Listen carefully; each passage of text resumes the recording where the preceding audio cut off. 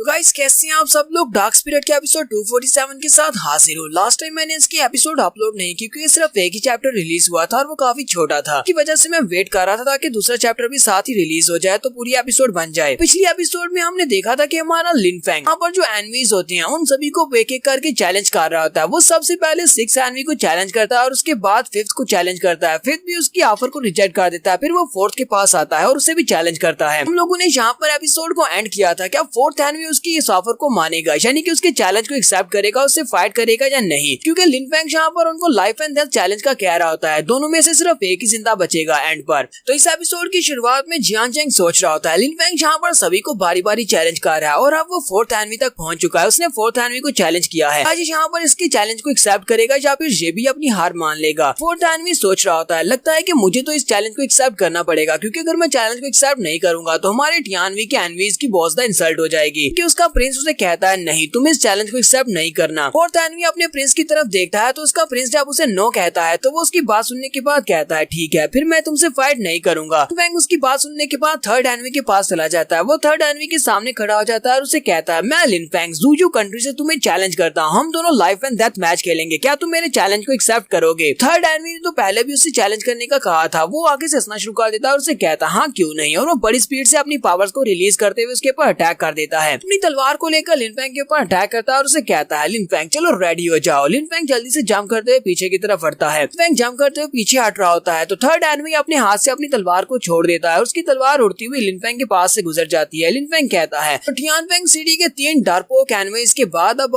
आखिर पर आकर किसी ने मेरे चैलेंज को एक्सेप्ट किया है। चलो देखते हैं कि अब तुम यहाँ पर क्या उखाड़ पाते हो। तो 3rd एनवी उसे कहता है तुम्हें लगता है कि उन लोगों ने तुम्हें यहाँ पर फाइट से मना किया है, इसका मतलब यह है कि वो डरपोक है। नहीं, वो डरपोक नहीं है, बल्कि वो सभी लोग चाहते थे कि तुम मेरे सामने आओ और मुझे आकर ये कहो कि मैं तुम्हें चैलेंज कर रहा हूँ। के बाद वो चाहते थे कि मैं तुम्हें अपने हाथों से मारूं, तो अब मैं तुम्हें अपने हाथों से मारूंगा। लिन फेंग उसकी बात सुनने के बाद कहता है एक्सक्यूज अच्छा है, जबकि मुझे अच्छी तरह से पता है कि वो लोग डरपोक हैं, इसके अलावा कुछ भी नहीं है। साथ ही लिन फेंग अपनी तलवार को निकालते हुए विंड स्वर्ड को यूज करते हुए उसके ऊपर अटैक करता है। तो लिन फेंग अपनी तलवार के साथ बड़ी स्पीड के साथ उसके करीब पहुंच जाता है। लिन फेंग की स्पीड काफी ज्यादा होती है। 3rd एनवी कहता है इस लड़के की स्पीड तो काफी ज्यादा है, मैं इसको रोक नहीं पाऊंगा। वो बड़ी स्पीड से पीछे की तरफ हटता है।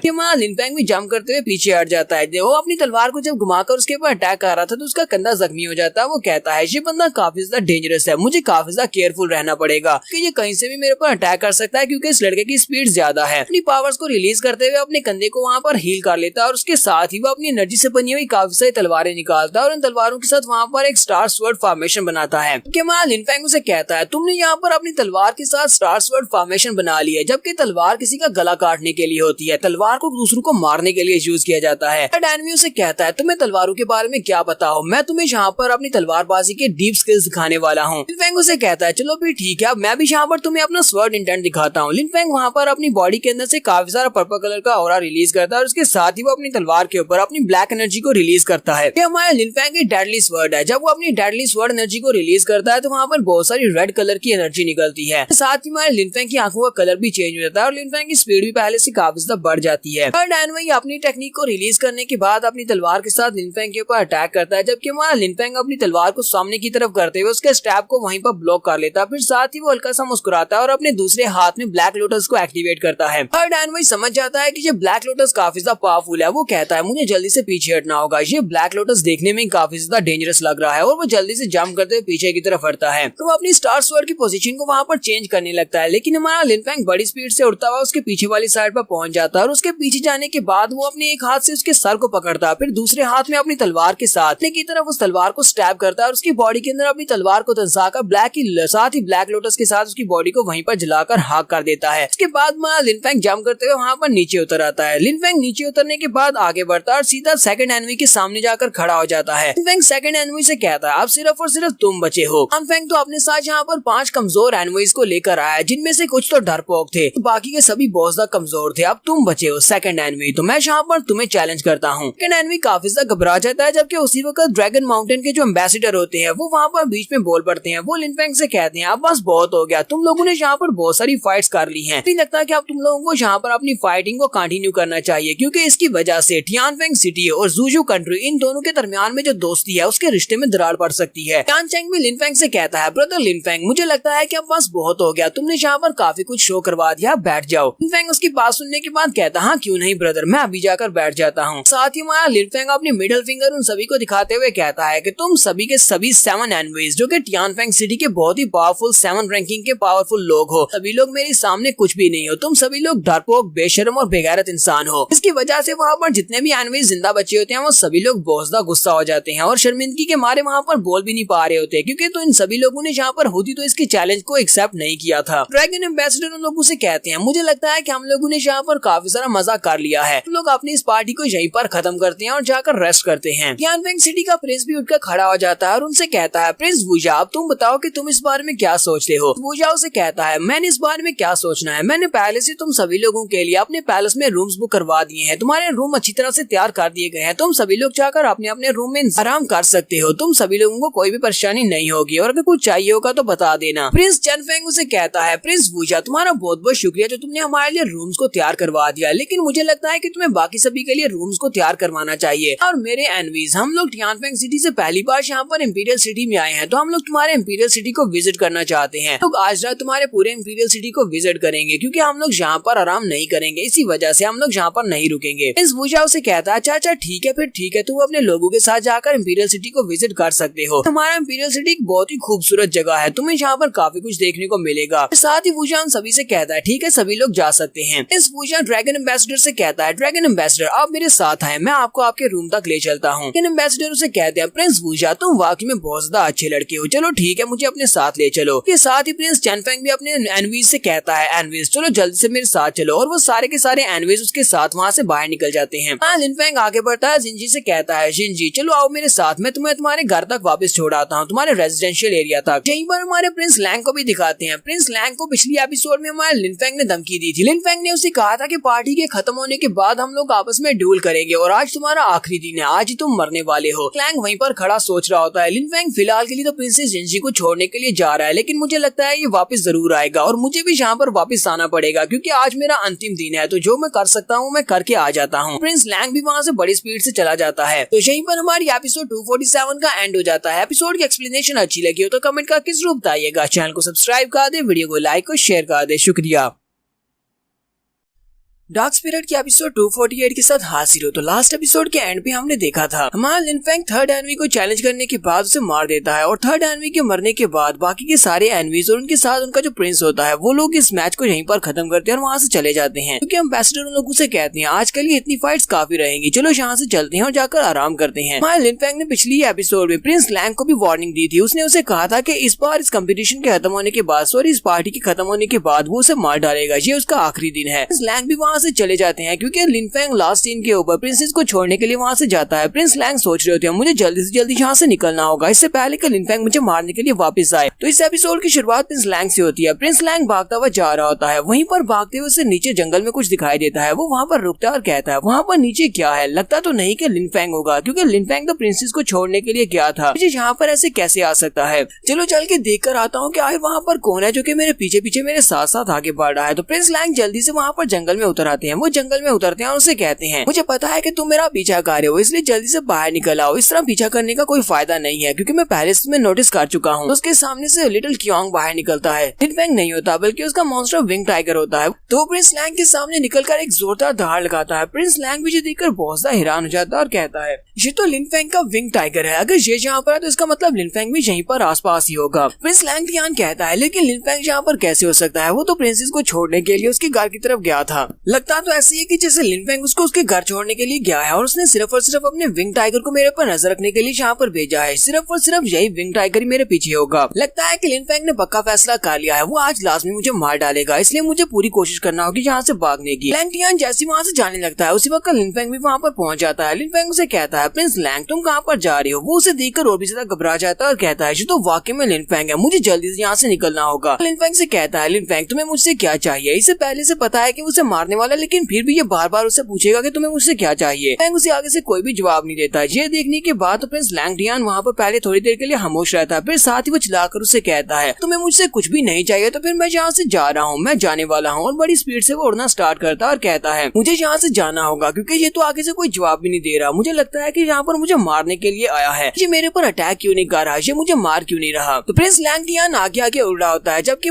लिनफेंग अपने विंग टाइगर के ऊपर बैठकर उसका पीछा कर रहा होता है। प्रिंस लैंग लैंगटियान कहता है, ये तो मेरे पीछे ही आ रहा है। इसका विंग टाइगर ये वाला बीस्ट तो बहुत ज्यादा फास्ट है, अगर ये चाहे तो ये मेरे आगे आकर मुझे रोक सकता है। इससे भाग तो नहीं सकता, लेकिन फिर भी ये मेरे पर अटैक क्यों नहीं कर रहा, मुझे इसकी समझ नहीं आ रही। वो फिर से चिल्लाकर उसे कहता है, लिन फेंग तुम्हें मुझसे क्या चाहिए यार, तुम मेरा पीछा क्यों कर रहे हो, तुम्हें फाइट नहीं करनी तो फिर मेरा पीछा करना बंद करो। लेकिन हमारा लिन फेंग उसे किसी भी बात का जवाब नहीं देता और बस उसका पीछा कर रहा होता है। प्रिंस लैंगटियान भागता हुआ सीधा अपनी जूजू अकेडमी में पहुंच जाता है। वो अपनी जूजू सेक्रेट अकेडमी की हदूद में पहुंच जाता है, जबकि लिन फेंग भी उसके पीछे पीछे वहां पर पहुंचता है। जूजू अकेडमी के जितने स्टूडेंट्स और एल्डर्स होते हैं वो सभी लोग नीचे खड़े देख रहे होते हैं। वो लोग कहते हैं ये तो हमारे प्रिंसिपल लैंगटियान लगते हैं, लेकिन ये भाग क्यों रहे हैं। वो पीछे देखते हैं तो उसके पीछे लिन फेंग होता है। वो लोग कहते हैं ये तो हमारे प्रिंसिपल है और लिन फेंग इनका पीछा कर रहा है, जो तो लिन फेंग से डर कर भाग रहे हैं। लेकिन ऐसा कैसे हो सकता है, हमारे प्रिंसिपल से डर कर कैसे भाग सकते हैं। प्रिंस लैंगटियान भी अपनी अकेडमी में पहुंचने के बाद रुकते हैं और लिन फेंग से कहते हैं अगर तुम्हें मुझसे फाइट नहीं करनी, अगर तुम्हें मुझे मारना नहीं, मेरे पर अटैक नहीं करना, तो फिर मेरा पीछा क्यों कर रहे हो, तुम कितनी देर से मेरा पीछा किए जा रहे हो, आज तुम्हें मुझसे चाहिए क्या। लिन फेंग उसे कहता है तुम मुझसे इतना ज्यादा डर क्यों रहे हो, ऐसा तो नहीं है कि तुम इस बात से डर रहे हो कि मैं यहाँ पर तुम्हें मार डालूंगा। तुम्हें वो दिन याद है जब तुम हमारे यूनहाई सेक्टर को डिस्ट्रॉय करने के लिए आए थे, उस वक्त तो तुम बहुत ज्यादा प्राउडफुल फील कर रहे थे, उस वक्त तुम एक प्रिंस बनकर वहाँ पर आए थे, तुम बहुत ज्यादा एरोगेंट थे। अब वो सारी की सारी प्राउडनेस कहाँ पर चली गई, अब वो नोबल डांटियान लैंग कहाँ पर चला गया। उसी वक्त अकेडमी के एक एल्डर भी वहाँ पर बाहर आते हैं और आकर अपने प्रिंसिपल से कहते हैं प्रिंसिपल यहाँ पर तुम्हारी हेल्प करने के लिए आया हूँ, हम दोनों मिलकर इसके ऊपर अटैक करते हैं। ये लड़का कुछ ज्यादा ही एरोगेंट है, ये आपके साथ इस तरह यहाँ पर बिहेव नहीं कर सकता। लिन फेंग उसे कहता है हाँ मैं एरोगेंट हूँ तो मेरा क्या उखाड़ लोगे। एल्डर अपने प्रिंसिपल से कहते हैं प्रिंसिपल चलो हम दोनों मिलकर अटैक करते हैं और इस लड़के को मार डालते हैं। लेकिन प्रिंस लैंगटियान सोच रही होती है, इसे लगता है कि हम दोनों मिलकर इस लड़के को मार सकते हैं, लेकिन मुझे तो पता है कि हम लोग इस लड़के को नहीं मार सकते। लिन फेंग उस एल्डर की बात सुनने के बाद कहता है तो तुम मुझे मारना चाहते हो क्या, तुम्हें पता है कि जो भी यहाँ पर मुझे मारने की कोशिश करते हैं मैं उसके ऊपर जरा भी तरस नहीं खाता और उसको मैं मार डालता हूँ, वो कोई भी क्यों ना हो, क्योंकि तुमने भी यहाँ पर मुझे मारने की बात की है तो तुम भी यहाँ पर मरने वाले हो। साथ ही वो अपने लिटिल क्योंग से कहता है लिटिल क्योंग आगे बढ़ो और इसको मेरे लिए मार डालो। लिटिल क्योंग भी इस बड़ी स्पीड से आगे बढ़ता है और जाकर अपने पंजे घुमाते हुए एल्डर के ऊपर अटैक करता है। वहाँ पर सिर्फ पंजे चलते हुए दिखाते हैं और एल्डर को मरता हुआ नहीं दिखाते, ये हमें नेक्स्ट एपिसोड में पता चलेगा। तो सही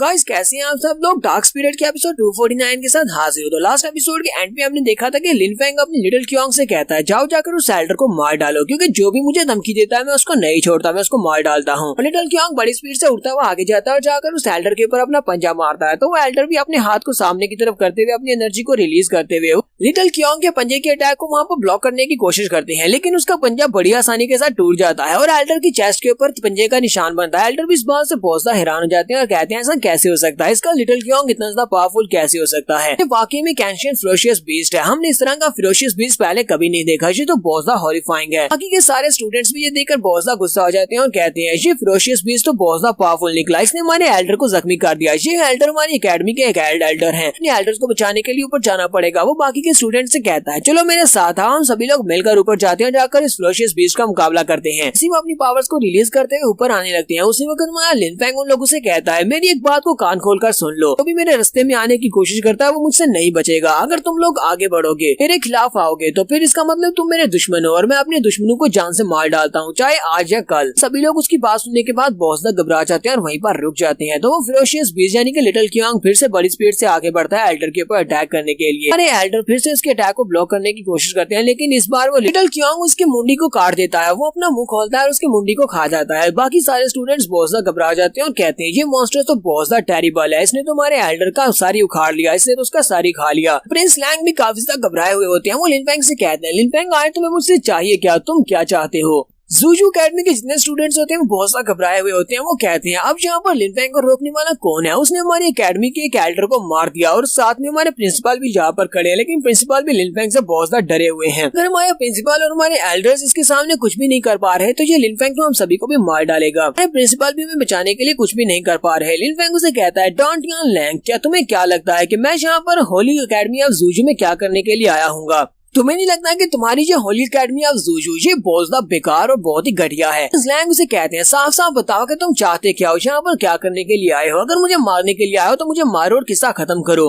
लिनफेंग उसे कहता है, प्रिंस लैंग क्या तुम्हें यहाँ पर मौत से डर लग रहा है? तुम्हें याद है कि पास में तुमने क्या किया था? तुम पास में अपने 7 लोगों को लेकर मेरे जुनहाई सेक्टर में आए थे और वहाँ पर आने के बाद तुमने मेरे पूरे के पूरे जुनहाई सेक्टर को बर्बाद कर दिया था। क्या तुमने इस वक्त ये नहीं सोचा था कि तुम्हें इसके नतायज भी भुगतना पड़ेंगे, तुम्हें इसके कॉन्सिक्वेंसेस तो भुगतने पड़ेंगे? लैंग भी सोच रहा होता है, मुझे उसी वक्त इसके सभी लोगों को मार देना चाहिए था। मैंने जुनहाई सेक्टर को डिस्ट्रॉय किया था अपनी जूजू अकेडमी को बनाने के लिए। मुझे क्या पता था कि वहाँ पर एक लड़का जो बच जाएगा वो आज यहाँ पर मेरे सामने आ खड़ा होगा और मुझे मार डालेगा। आज यहाँ पर मुझसे बदला लेने के लिए चला आया है। लैंग सोच रहा होता है, काश मुझे यहाँ पर एक और मौका मिल जाए, काश मुझे एक और मौका मिल जाए तो मैं दोबारा से जुनहाई सेक्टर को बर्बाद करूंगा और साथ में तुम्हें भी मार डालूंगा और मैं अपनी वो की हुई गलती को पूरा करूंगा। लिनफेंग उसे कहता है, तुम्हें बिल्कुल भी परेशान होने की जरूरत नहीं है, आज मैं तुम्हें यहाँ पर मारने के लिए तो बिल्कुल भी नहीं आया। वहाँ से पहुंचता हैरान होता है और कहता है, जी क्या ये मुझे मारने के लिए नहीं आया तो फिर ये यहाँ पर क्या करने के लिए आया है? अगर ये मुझे मारने के लिए जहाँ तक मेरा पीछा करते हुए नहीं आया तो फिर ये यहाँ पर हमारी अकेडमी में क्यों आया होगा? लिनफेंग उसे कहता है, मैं तुम्हें इतनी आसानी के साथ कैसे मार सकता हूँ कि अभी तो मैंने तुम्हें यहाँ पर वो सब कुछ दिखाना है जो तुमने मेरे साथ किया था। अभी मैं तुम्हें तुम्हारी आंखों के सामने तुम्हारी होली अकेडमी ऑफ जूजू को बर्बाद होता हुआ दिखाऊंगा। तुम इस अकेडमी को बर्बाद होता हुआ देखोगे और साथ ही तुम हमारे जुनहाई सेक्टर को दोबारा से बनता हुआ देखोगे। पास्ट में तुम्हें लगा था कि जुनहाई सेक्टर को डिस्ट्रॉय करके तुम अपनी होली अकेडमी ऑफ जूजू को बना सकते हो, तो तुम्हें ये लगा था। मुझे ये लगता है कि मैं तुम्हारी होली अकेडमी ऑफ जूजू को बर्बाद करके मैं इसको तबाह करके दोबारा से अपनी जुनहाई सेक्टर को रेजुरेक्ट कर सकता हूँ, तो तुम सभी लोग अपनी आंखों के साथ ये सब कुछ देखोगे। वो भी कहता है, तुम्हारा एम्बिशन तो काफी ज्यादा बड़ा है, तुम मेरी होली अकेडमी को बर्बाद करना चाहते हो। और साथ ही वो सोच रहा होता है, इसका मतलब लिनफेंग यहाँ पर इस तरह मुझसे बदला लेना चाहता है। मैंने इसके जुनहाई सेक्टर को बर्बाद किया था अपनी होली अकेडमी को एस्टेब्लिश करने के लिए, वो बहुत ज्यादा जरूरी था। तो मुझे लगता है कि ये लड़का यहाँ पर मेरी होली अकेडमी को बर्बाद करेगा जिस तरह मैंने इसके जुनहाई सेक्टर को बर्बाद किया था। सभी स्टूडेंट्स बहुत ज्यादा घबरा जाते हैं और कहते हैं, लिनफेंग हमारी होली अकेडमी ऑफ जूजू को बर्बाद करना चाहता है, यानी कि ये सभी डिसाइपल्स को भी मार डालेगा। इस तरह हमारे प्रिंस लैंग यानी कि हमारे प्रिंसिपल ने इसके जुनहाई सेक्टर को बर्बाद किया था। लैंग लिनफेंग से कहते हैं, लेकिन तुम ये नहीं कर पाओगे, तुम अकेले हमारी जूजू अकेडमी को बर्बाद नहीं कर पाओगे। तो लिनफेंग आगे से हंसना शुरू कर देता है और उसे कहता है, ये तुम अपनी आंखों से देखोगे, तो सिर्फ कुछ ही दिनों की बात है, कुछ दिनों के बाद देखना मैं तुम्हारी पूरी की पूरी अकेडमी को बर्बाद कर दूंगा। लिनहाई सेक्टर के प्रिंसिपल लैन गॉन्ग लिंग और उनके साथ साथ बाकी के सभी लोग जिन लोगों ने जुनहाई सेक्टर में अपनी जान दी थी, उन सभी लोगों ने अपनी उम्मीदें मेरे ऊपर छोड़ी थी। उन सभी लोगों ने मुझे कहा था कि मैं अगला पैट्रियार्च हूँ और मैं दोबारा से अपने जुनहाई सेक्टर को रेजुरेक्ट करूंगा। सभी का बार मेरे कंधों के ऊपर है, मैं उन सभी को कैसे बुला सकता हूँ? और साथ ही वो अपने हाथ में उनको रिंग दिखाता है जो कि पैट्रियार्च की रिंग होती है। उसे कहता है, मैंने उन सभी प्रोटेक्टर से मास्टर बाई के साथ भी वादा किया था कि मैं अपनी जुनहाई सेक्टर को दोबारा से रेजुरेक्ट करूंगा। प्रिंस लैंग भी उसके हाथ में पैट्रियार्च की रिंग देखकर बहुत ज्यादा हैरान हो जाता है और कहता है, तो पैट्रियार्च की रिंग है, इसका मतलब ये नया पैट्रियार्च है जुनहाई सेक्टर का। यहाँ पर हमारी एपिसोड 249 का एंड हो जाता है। एपिसोड की एक्सप्लेनेशन अच्छी लगी हो तो कमेंट करके जरूर बताइए।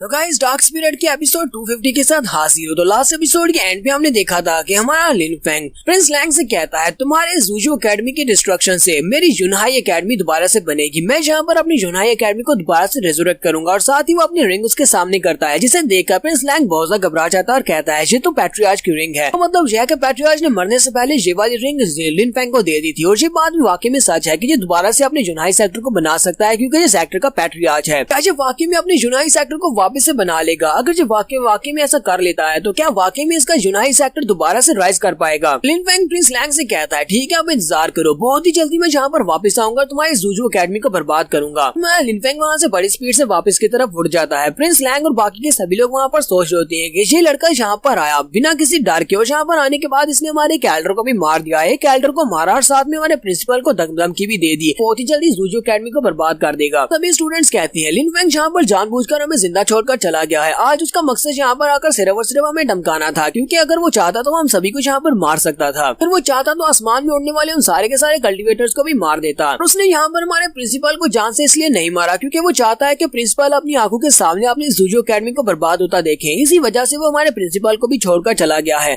वो ये भी चाहता है कि वो जब जुनहाई सेक्टर को दोबारा से बनाएगा तो उसके प्रिंसिपल यानी कि हमारे प्रिंस लैंग उसको देखें। प्रिंस लैंग बहुत ज्यादा गुस्से में होते हैं और सोच रहे होते हैं अब मैं इस सिचुएशन से कैसे निकलूं। लिनफेंग ने आज या कल तो मुझे मार ही देना है, लेकिन ये जल्दी क्यों नहीं कर रहा। लिनफेंग उड़ता हुआ वापस की तरफ जा रहा होता है। जैसे वो वापस की तरफ अपने लिटिल क्योंग के ऊपर बैठकर जा रहा होता है तो वहीं पर उसे महसूस होता है कि उसके सामने कुछ रुकावट है। उसका लिटिल क्योंग भी वहीं पर रुक जाता है और सामने की तरफ देखकर गुर्राता है क्योंकि उसके सामने काफी सारे कल्टीवेटर्स होते हैं। वो सारे के सारे कल्टीवेटर्स जान लेवल के कल्टीवेटर्स होते हैं और वहाँ पर टोटल 18 कल्टीवेटर्स होते हैं और उन सारे के सारे कल्टीवेटर्स के हाथ में तलवारें होती हैं। लिनफेंग कहता है कि किसी की नजर में बहुत बड़ा खतरा हूँ जिसकी वजह से उन्होंने यहाँ पर सारे के सारे जान लेवल के एक्सपर्ट्स को भेजा है। ये सारे के सारे ही हाई लेवल के एक्सपर्ट्स हैं और ऊपर से सारे ब्लेड कल्टिवेटर्स हैं। लिनफेंग उन लोगों से पूछता है कि तुम लोग कौन, और साथ ही में लिनफेंग सोच रहा होता है मैंने बहुत सारे लोगों को ऑफेंड किया है, लेकिन उन सभी में कोई भी ऐसा नहीं है जो कि इतने सारे कल्टिवेटर्स को बेच सके जो कि सारे के सारे जान लेवल के एक्सपर्ट्स हो, क्योंकि जान लेवल को अचीव कर पाना इतना भी आसान काम नहीं है। यू क्लैन के लोग या फिर 20 सेक्टर के लोग, ये लोग हो सकते हैं, इनके पास इतने सारे जान लेवल के कल्टिवेटर्स तो हो सकते हैं। यहाँ पर जितने भी लोग मुझे मारने के लिए आए हैं सभी के पास ब्लेड है, इसका मतलब यह कि सारे के सारे ब्लेड कल्टिवेटर्स हैं। इस सेक्टर जहाँ पे यू क्लैन के लोगों के पास इतने सारे ब्लेड कल्टिवेटर्स तो बिल्कुल भी नहीं हो सकते जो कि सारे के सारे जान लेवल पर हो। इसका मतलब यह है कि उन दोनों सेक्टर में से किसी ने भी इनको यहाँ पर नहीं भेजा होगा। ये ऐसा तो नहीं है कि इन दोनों ग्रुप्स ने आपस में मिलकर इतना बड़ा ग्रुप तैयार किया हो, यानी कि 18 लोगों को भेजा हो, अपने सेक्टर्स में से चुना हो जो कि ब्लेड कल्टिवेटर्स हो। फिर साथ ही लिनफेंग कहता है टियानफेंग के लोग भी तो हैं, टियानफेंग के मैंने 2 कल्टिवेटर्स को मारा है, उनके 2 एनिमीज को मैंने जान ली, वो भी सभी लोगों के सामने, तो उनकी काफी ज्यादा इंसल्ट हुई थी। मुझे लगता है कि वो लोग अपनी नेशन से इतने सारे कल्टिवेटर्स को लेकर आएंगे, लेकिन अगर ये सभी लोग टियानफेंग से यहाँ पर आए हैं, इसका मतलब ये हुआ कि ये हमारे जूजू कंट्री से बाहर से आए हैं, और अगर ये बाहर से आए हैं तो फिर हमारे यहाँ पर जो सुरक्षा है उन लोगों ने इनको देखा क्यों नहीं, उन्होंने इनको बॉर्डर के ऊपर रोका क्यों नहीं। हमारे यहाँ पर बहुत ही पावरफुल कल्टिवेटर्स हैं, वो लोग दूर से ही सेंस कर लेते हैं कि अगर कोई बाहर से खतरा यहाँ पर आ रहा हो। ये सभी लोग 18 लोग जान लेवल के यहाँ पर बिना किसी के नोटिस में आए इंपीरियल कैपिटल में कैसे आ सकते हैं। ऊपर से उन एनवीज का जो प्रिंस है फेंग चैन, वो इतना भी बेवकूफ नहीं है, क्योंकि अगर मैं यहाँ पर इन कल्टिवेटर्स के हाथों मारा जाता हूँ तो उसे पता है कि झगड़ा उसके साथ है। अरे प्रिंस को इस बात को कैसे एक्सप्लेन करेगा, और रूल एंड शान को इसका बात को कैसे एक्सप्लेन करेगा। लोग हमारे लिनफेंग से कहते हैं हम सभी लोग यहाँ पर तुम्हें मारने के लिए आए हैं, हमें और कुछ बताने की जरूरत नहीं है कि हमें किसने यहाँ पर भेजा है। और वो सभी लोग जल्दी से अपनी अपनी तलवारों के अंदर से एनर्जी को रिलीज करते हुए उसको कंडेंस करते हैं ताकि वो एनर्जी बॉल बना सके। आसमान के ऊपर वो एनर्जी चमकती है जिससे हमारे लिनफेंग की आंखों में रोशनी पड़ती है। लिनफेंग अपनी आंखों को कवर करता है, जैसे वो आंखों को कवर करता है वो सभी लोग उसके ऊपर अटैक करने के लिए आगे बढ़ते हैं। लिनफेंग यहाँ पर अपने एयर मैजिक को यूज करने वाला है। लिनफेंग की आंखें बंद होती हैं, लेकिन वो उन सभी के अटैक्स को सेंस कर सकता है। वो उसके ऊपर अपनी तलवारों से अटैक कर रहे होते हैं, तो लिनफेंग उन सभी की तलवारों के अटैक को वहाँ पर अवॉइड कर रहा होता है। फिर साथ ही वहाँ पर अपने ब्लैक लोटस की पावर को रिलीज करते हुए अपने ओरा को रिलीज करता है और साथ ही अपनी तलवार को घुमाते हुए उन सभी की तरफ सामने की तरफ एक स्लैश लगाता है। लिनफेंग की स्लैश काफी ज्यादा पावरफुल होती है। वो सारे कल्टिवेटर्स कहते हैं ये तो बहुत ही बुरा है, जल्दी से यहाँ से बचो वरना ये अटैक के साथ तुम लोग मारे जाओगे। में से काफी सारे अटैक को अवॉइड कर लेते हैं, फिर वो लोग कहते हैं चलो मिलकर इसके ऊपर अटैक करते हैं। और यहाँ पर हमारी एपिसोड 250 का एंड हो जाता है। एपिसोड की एक्सप्लेनेशन अच्छी लगी हो तो कमेंट करके जरूर बताइएगा। चैनल को सब्सक्राइब कर दें, वीडियो को लाइक और शेयर कर दें। शुक्रिया।